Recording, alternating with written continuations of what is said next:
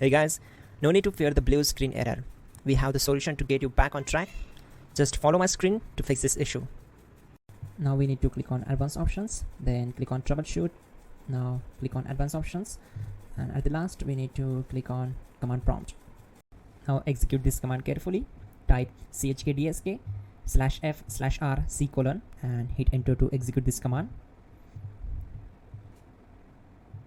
Now we need to type this command c:, and simply press enter. Then type cd space c:/ and hit enter. Type cd space Windows and simply hit enter to execute the command. Then type cd space Srttrail.Txt and hit enter to execute the command. Now execute this command. Type cd space config and simply hit enter. Then type md space backup and hit enter. Now type copy space *** space backup and hit enter. Now execute the command md space backup1 and simply hit enter.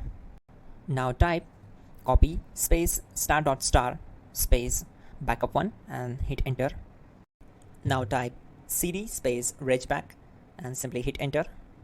Execute this command. Type dir, then simply hit enter. Now execute this command. Type in copy space *** space ... and then hit enter. After that type all and again hit enter to execute the command.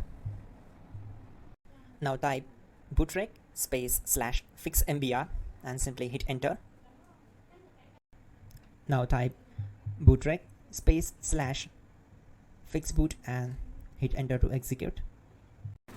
Type cd space c:/ and hit enter. Now type cd space Windows /system32/config/regback and hit enter to execute. Now type this command bcd edit space /exports space c:/ bcd backup, then hit enter. Now type cd space c:/ and hit enter. Now type this md space boot and hit enter. Type cd space boot and hit enter. Now type md space bcd and hit enter. Now type cd space c:/ and simply hit enter. Now execute this command. Type attrib space c:/ \boot \bcd space -h space -r space -s and simply hit enter.